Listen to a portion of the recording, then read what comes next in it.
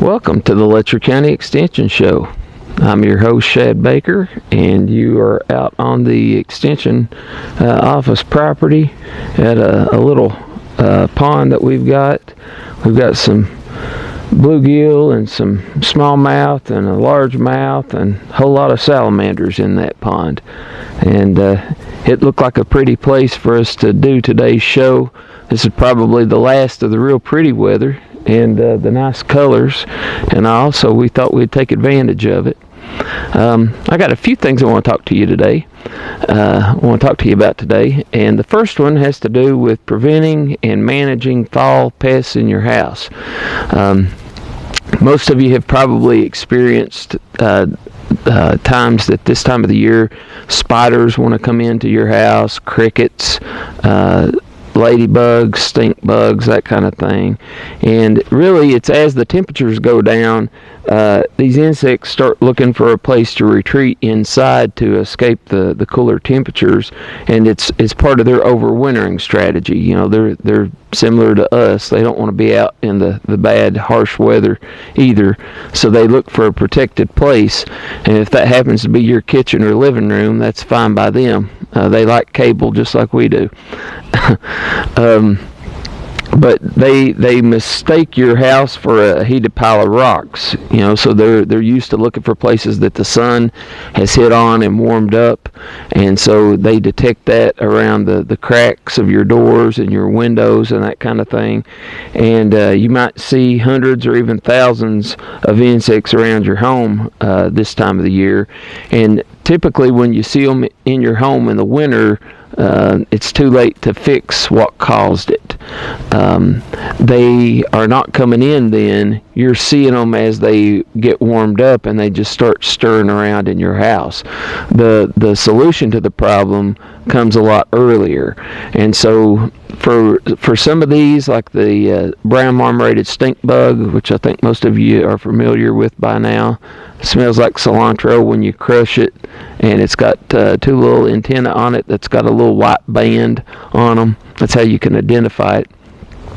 Those come in usually in August, and so if you didn't spray or pest-proof your house earlier, they're probably already hiding behind pictures or under your couch or in your baseboards, you know, behind any little crack. They love to wedge themselves in places. And our maintenance guy here, Eric, he's had weed eaters, the exhaust pipe of the weed eaters be full of them before, because they like to cram in there and tuck together. So you'll have dozens and dozens of them in these places. So that's the first thing you've probably seen. You've probably also seen the ladybugs before. They come and get in clusters in your house, and they'll leave little stains and things. They don't seem to have been as bad the last few years as they had been, but they're still an issue. So now that we've identified those, the cooler temperatures when they begin, you have to find ways to pest-proof your home to make sure that they don't get in. So the best thing for you to do is to inspect the exterior of your house and look for gaps in the windows and doors, maybe holes in the screens that you've got. Might mean caulking some of the openings or using some sealants to try to seal them out, because if you take care of these things, they have a harder time getting in. A lot of times people will have thresholds on their door that are worn out or they're compressed, and it's allowing a little gap, and these things only need just a small little sliver of a place to get in. So you need to check the door sweep. That's the little brush of a thing that mounts on the bottom of your door. Make sure that it's good and sealed at the bottom, and that kind of prevents them from getting in. Then the threshold is that rubber piece that comes up from the piece that's at the bottom of the door, or the bottom of the doorway, I should say. It's not part of the door, it's part of the thing where you step. and you want to make sure that that's getting a good seal with the bottom of the door. Other things that you can do, there are barrier sprays that you can put down, and any of these broad spectrum permethrin insecticides, if you spray those around the doors and the windows, especially on the side of your house that gets the evening sun, that's where they like to come in the most. And so if you put that there, they have to go through it, and a lot of times I've seen them just be piled up dead on the porch or just at the edge of the door because they croaked before they could get in. And that's what you want. You want to get them before they get in. After they get in, I don't care what you read on a bottle, it's a lot harder to deal with, and there is no miracle cure. Some people talk about using bug bombs, and the problem with bug bombs are they're not really that effective. They go up and they spray that mist on everything, including things that you're going to touch. So you've got a lot more exposure to the insecticide if you use a bug bomb than if you use a directional spray. The other thing with bug bombs is, if you think about it, they go straight up in the air and then they fall straight down. And if these bugs are tucked in cracks or behind picture frames and things, they're not really getting the spray, and that spray has a lifetime to it. Once you apply it, it's only going to have an effect for a certain amount of time. Some of those bug bombs are contact insecticides, so that means they have to actually touch the bug while they're wet, or while the spray is wet, before they will work. They don't have any residual control. And so the sprays that we're recommending have residual control. It depends on the bug. Some insects require a stronger dose before it'll kill them, but you want to make sure that you're using one of these, because they can last for months, and that means if the insect crawls across it, they're in contact with the spray then, and it's going to kill them. And the benefit of doing that is, if you spray this along your doorway or around the edges of your window, those are not places that you personally are going to touch, and so it's limiting your personal exposure to it. If you're worried about, what might that spray do to me, it's a lot safer to use it this way than it is to just spray chemical everywhere. So those are all things that you can do. I would say that sealing is the most important thing that you can do. The spray is just kind of a cherry on top, if you want to look at it that way. It's a lot better to put a solid barrier between the bugs and getting into your house than it is to try to solve it with a chemical. That's kind of the backup plan. But anyway, if you do happen to see any places that the insects have clustered inside your house, obviously you can spray those, and you can even use soapy water to kill them, so it doesn't have to necessarily be an insecticide. It can be just some dishwashing liquid and some soap and in water, and they'll start squeezing their way out. They don't like that soap. They breathe through little holes that are in their sides, and if I understood it right, the way that soap works is it prevents them from being able to breathe. That soap kind of gets in those pores and it clogs them up. So that's why the soap works.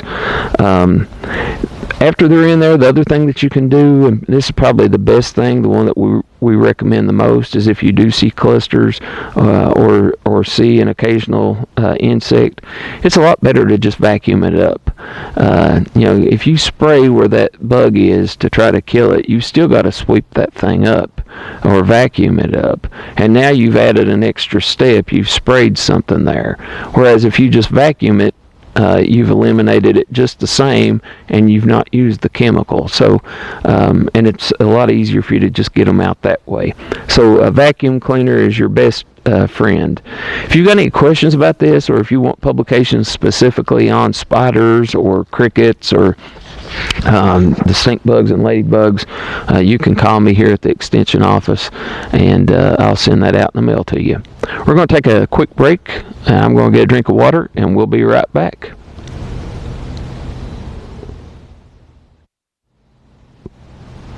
Welcome back to the Letcher County Extension Show. We're going to talk about something a little different now, and it's something that I'm hoping that we never have a problem with here in Letcher County, but I have seen firsthand the results of it in another place recently, and I just want to make sure that we talk about it. I just got back from a backpacking trip down in the Smokies, and I had heard all about this wild hog problem that they've got down in East Tennessee and Western North Carolina, and that it is slowly expanding. You know, those things reproduce like cockroaches, and I had heard the damage that they do, but I had never really seen that with my own eyes until this trip. And we walked through places that, I mean, acre after acre after acre, they had just, it looked like a rototiller had gone through the woods. They had grubbed up every little thing that they could eat, and so all the nuts in this place, they were under a lot of beech trees. They had eaten every beech nut that there was there, and they had rooted around and churned everything up. And I've been told that after they get established, you know, there's no ginseng anymore. There's no golden seal. None of the things that they are omnivores. They will eat everything, and so they don't just eat what's growing on the top. They have a really good nose, as you might know. A hog has a good snout on it, and they can smell things. And they've got tusks where they can root, and they will root and dig around and dig things up. And I saw places that they had dug down 2 or 3 feet in the ground. There were places that they had made every mud hole they had made into a waller to get mud on them. But I mean, probably, I don't think it's any exaggeration for me to tell you that they had rooted up thousands of acres where we were. And I can say that because we walked, from the time I started seeing the wild hog damage, we walked probably 30 miles. And of that 30 miles, at least 20 of it, as far as the eye could see off both sides of the trail, had been rooted up. And so I want to talk to you a little bit about it. UK has sent something out to us recently, and just some things for you to think about.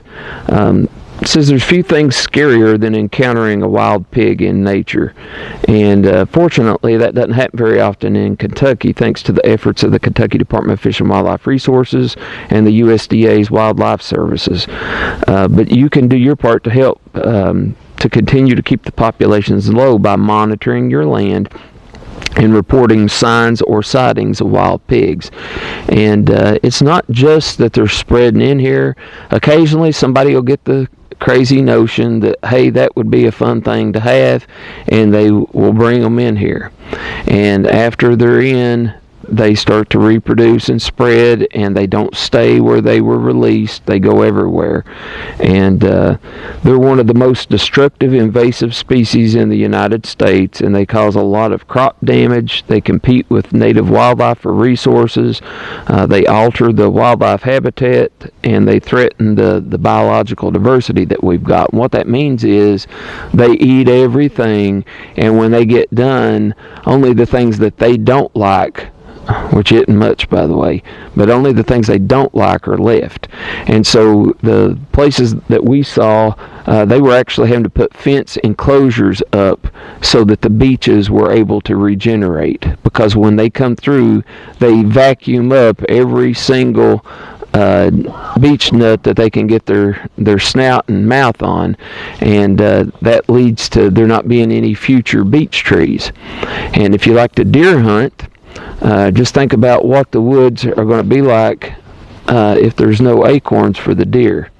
If you like to squirrel hunt, what's the woods going to be like if there's no hickory nuts for the squirrels to cut? And that's the kind of thing that we're talking about. They overwhelm our native wildlife, and instead all you're left with is hogs. And that's not a good thing. They really were established in states to our south when European settlers brought them to the U.S. in the 1500s, and their current range doesn't really go as far as north as Kentucky, but they've been found down in Bell County and in Harlan County. And in the past, there have been some reports of some in Letcher County up on Cowan. And those might have just been escaped domestic hogs that went feral and started to spread. But usually they're brought in from the south for hunting purposes. So if you got a hunting buddy that thinks, hey, it'd be a great idea to bring that in, then we'd have something to hunt all year long. You have a serious talk with him and tell him that's not a smart idea. And other times, of course, like I said, they've escaped, or they, these are animals that are free range and they just get loose, and they reproduce very quickly, and it's not uncommon for them to have 2 litters in a year, and it only takes a couple of generations for a domestic pig to transform back into a wild pig. And I don't know how many people are familiar with this principle in dogs and cats, but I've seen examples in my life of domestic dogs that formed packs out in the woods, and after they have pups that are no longer around people, if those pups have pups, they're wild dogs at that point. And the same thing's true for cats. If you've got a domestic cat, it might have been sweet as it could be, but if it has a litter outside and those kittens aren't around people, then when they reproduce, they're totally feral, and they don't want to have anything to do with you, and they become wild again. And it's the same principle with these pigs. In nature, they'll eat just about anything and everything they can catch, and they will eat even salamanders, snails, insects. I mean, they're like vacuum cleaners, and we really don't have anything else like them. They transmit at least 45 parasites and diseases to other wildlife, domestic livestock, and sometimes to humans. Now, as far as how to recognize if you've got them or not, the tracks are pretty similar to a white-tailed deer, but they're rounder and wider, and the dew claws that are on the back are angled outside of the hoof print. Wild hogs are also known to waller and to root, so a telltale sign of the wallering is the trees near the wallow will be coated with mud. So they will waller in the mud and then they sling it, and you'll see mud splattered on the trees. The places that I saw, you could see where they had laid down and rolled in it, and you could see their hair imprinted in the moist dirt. And it'll be pretty obvious. Rooting damage is very similar to the effects of a garden tiller, and it can cover a large area. If you do see signs of wild pigs, or if you see the wild pigs, I'm going to give you a number to call so that they can come in and try to address the problem while it's still small. And I'll give you just a second to grab you a pen and a piece of paper. But this number is 1-800-858-1549. 1-800-858-1549. And when you call that number, you're going to be calling the Kentucky Department of Fish and Wildlife Resources, and they've got folks whose job it is to come down and inspect these places to confirm that it's wild hogs, and then they take steps. They trap. We actually took pictures of some of the traps that the National Park Service had, and they've been having to deal with this since the 80s down there. So it's an ongoing problem, and even with this being a national park, and you know how much money a national park's got, even with all of that, they've not been able to totally eradicate them from the Smokies because it's kind of rough terrain, and we want to make sure that does not get started here in Kentucky. We don't want a reproducing population of wild hogs in Kentucky. Arkansas can keep the Razorbacks. We don't want them. We're wildcats here, and we want to keep it that way. We're going to take another quick break, and we'll come back, and we're going to talk about garlic planting in the fall.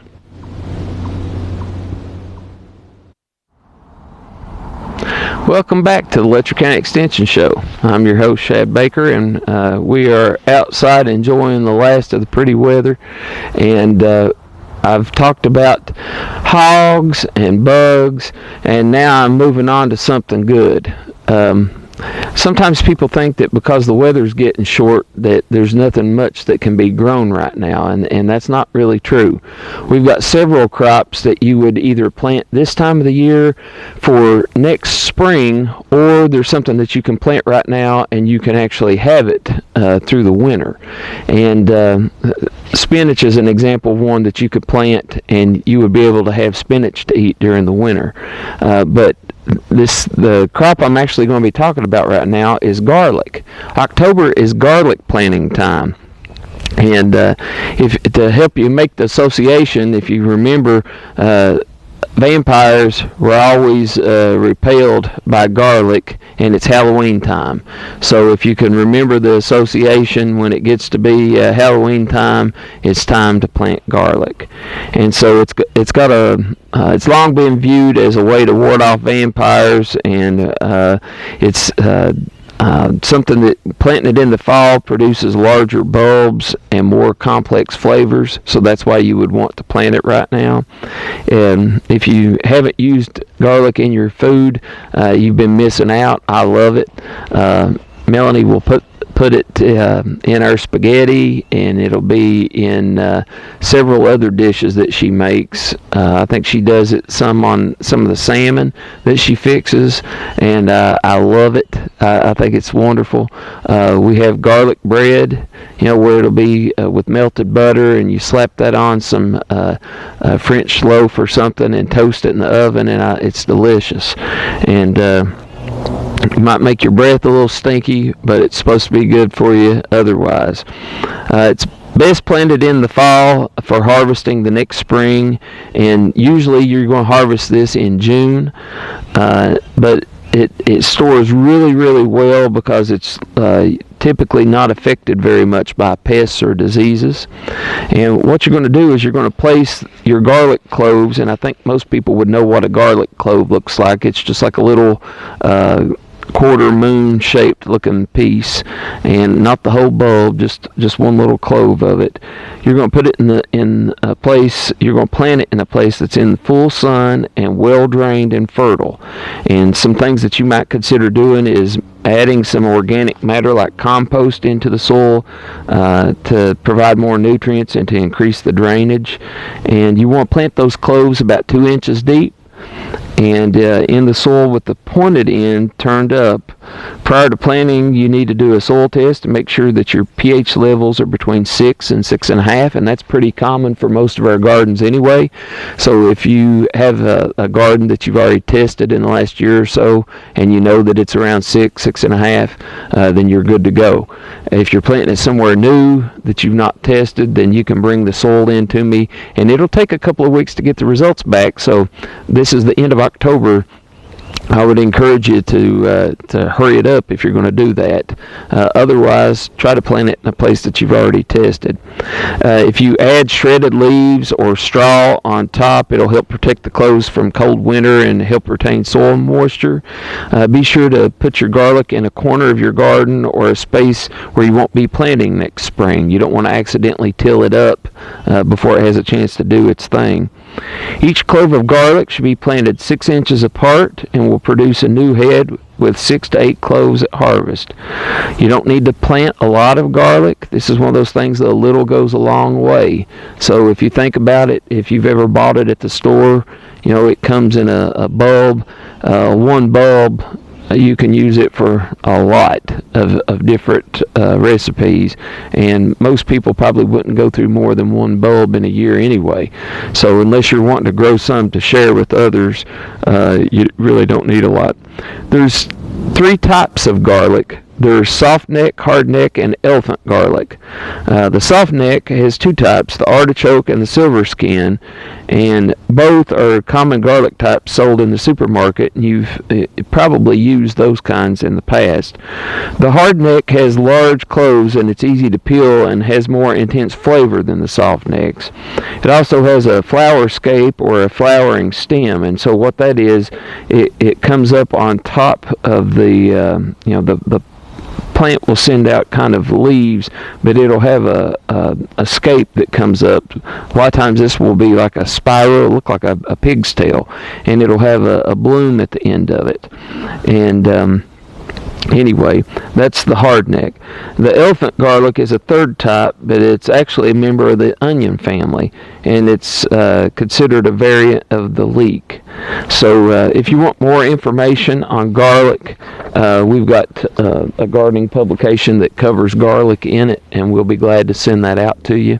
I want to thank you for tuning in today for the first half of the Ag Show.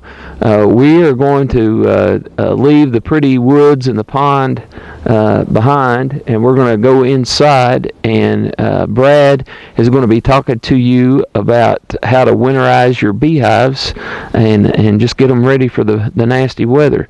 So hang on, and we'll be back shortly.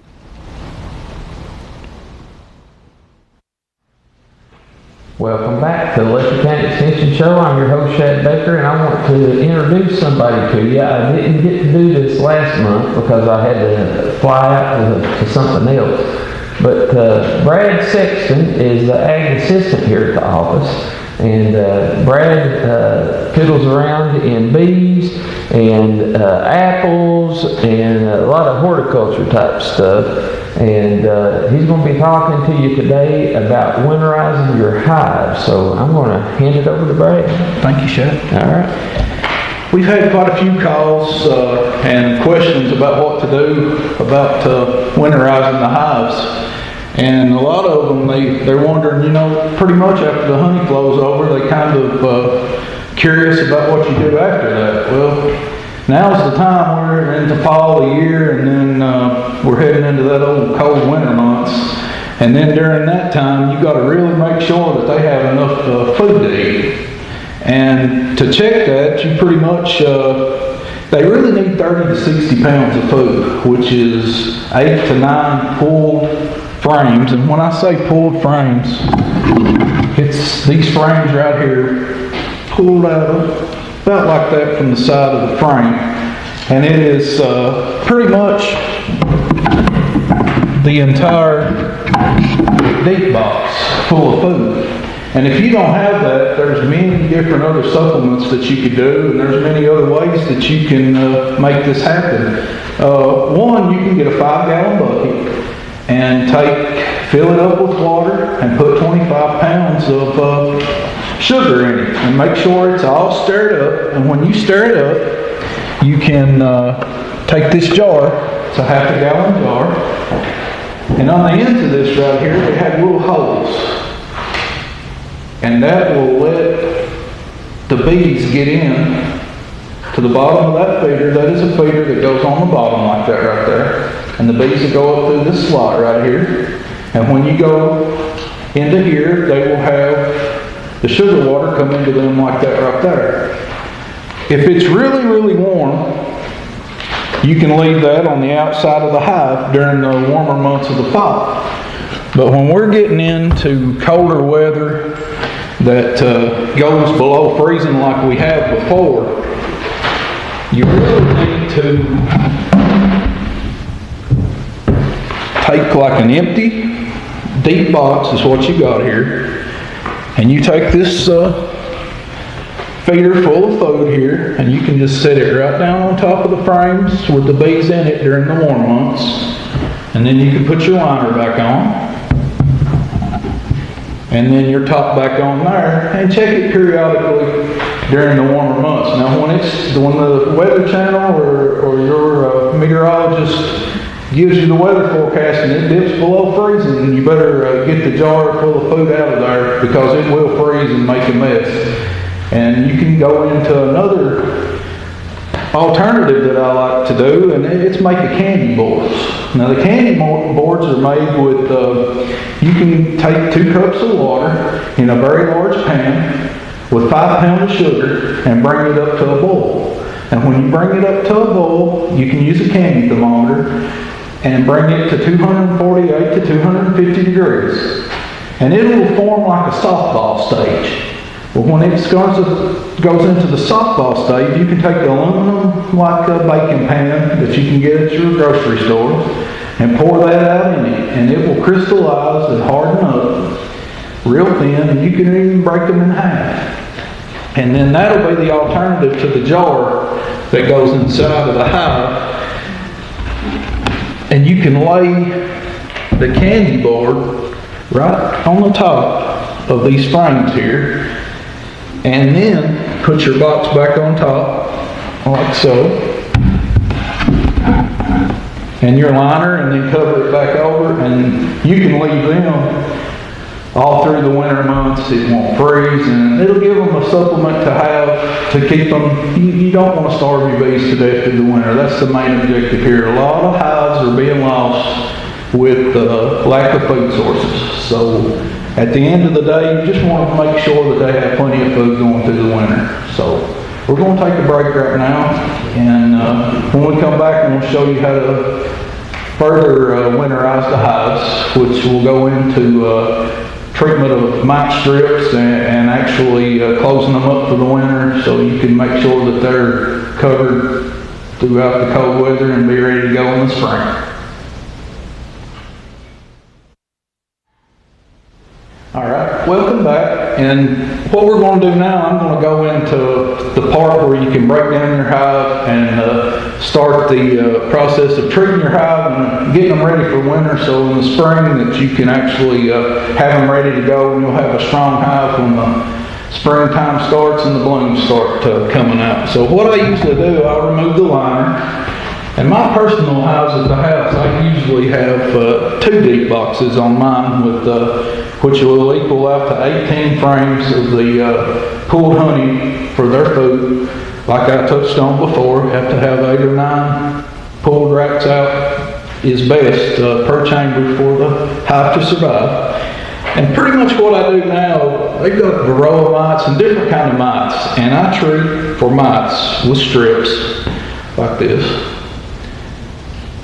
And what you do, you take these 2 strips and you pull them apart, and they've got a little bitty edge like this right here. And if your frames are not set up for the little slice on the strip like that, they've got a little nail hole that you can take just a little nail and tap it into the top of your frames if you want to do that. I don't really like to add extra holes to my frames. So what I'm going to do, I'm going to pull this box off and show how to really do this right here. Come over here, and I'll divide like the distance here, and you put 2 of these per brood chamber. Pretty much you'll just go down in and slide them down in like that, and this one will slide in like this, and that way when you go back with your second brood chamber like that, you don't, the weight of that will push that on down, and then you put your liner back on, close them up, and then you've got your lid that goes on. This is the final set to that to make sure nothing gets in from the inside or outside. And then the final thing to keep all the air from blowing in the wintertime snow and all this stuff, this is called an entrance reducer. And this is what I use when it starts getting colder. It'll be on up from now on through the winter months is how I do it. And all this does is slide right up into the front of the hive like that, and they'll go through this little slot right here. And they can go through this little hole here that you can drill in the brood for extra ventilation. They can go in and out of that. Or if it's too cold where you're at and you want to restrict the airflow even more, you can even plug this up. You can make like a plug and go in that as well. And another thing that I use that I didn't touch on that I want to touch on is the screen bottom board. And they have come out with that really works well for ventilation. And what happens in the summer months when it gets real hot, you can pull this thing called the debris board out. And when you pull that out, that adds all kinds of air. Well, in the wintertime, you come back in and you can slide this right back up in the inside.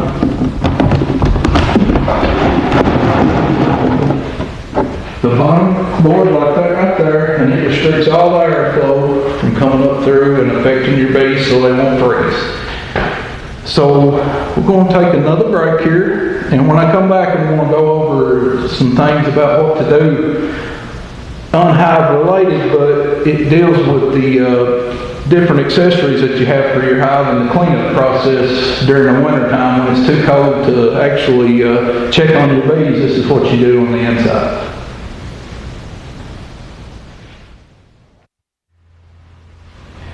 All right, now I'm going to talk about, this is not so much the fun part of the whole deal.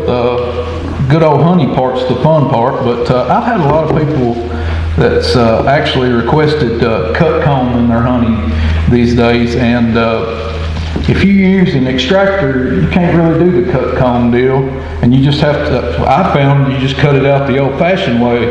Well, at the end of the day, your frames look like this. And then the good thing about winter is you've got quite a few months to clean all this stuff up and have it ready for your springtime again. And pretty much how I do it, you just take a knife with the, pull the staples out like this right here, and you've got a stick that holds the foundation comb in the frame. And you just take the stick out like this and just take it and just clean it off real good and clean them up and take all this wax and stuff off and get them cleaned down to the point. Even on the frames, you just cut all this stuff off, clean it up real good, and make sure none of this, right between the double bars right here, it gets real cruddy up with the wax and stuff, and you can push it down through the top like that right there and clean it all off. Make sure they're cleaned up. And once you go through that process, it takes quite a while. So if you've got somebody to help you, it really helps out, makes things go pretty quick if you've got an extra hand to help you. And you want to turn it down. This is how I end up with them right here. That's the finished product. And I put a piece of tape to hold my stick in and make sure you keep up with all the parts that you need to have your stuff ready to go in the springtime. So now we're going to take our final break here, and we're going to relocate out, and I'm going to talk about bear-proofing your beehives and stuff. And actually, we've got a demonstration plot out there to show you what it looks like.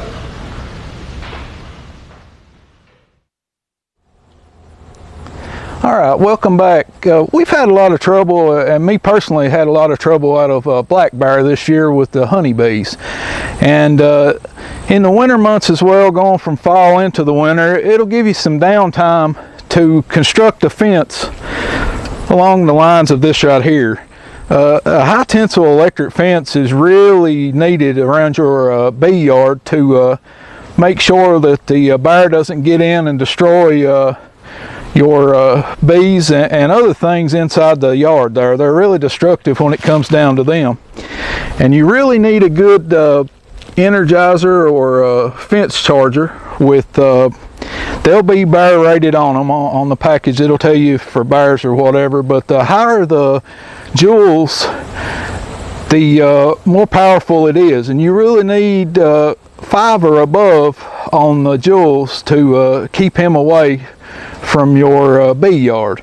And how to construct the fence is you'll need some treated posts, pretty much like these corner posts here, to pull it real tight like this is here, and quite a few insulators.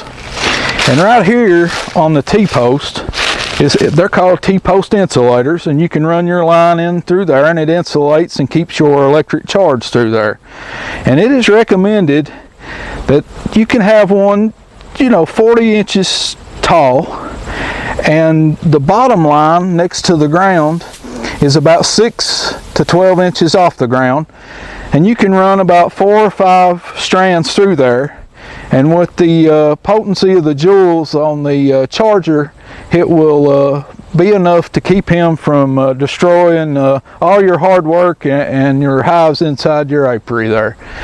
And like I said, if you have any questions about what we've went over today as far as winterizing bees, or need any tips or any recipes, the candy board recipes or anything there, give us a call here at the Letcher County Extension Office, and we'll be glad to help you with anything that you need regarding these bee topics or anything agriculture related. And I want to thank you for joining us today, and we'll see you next time.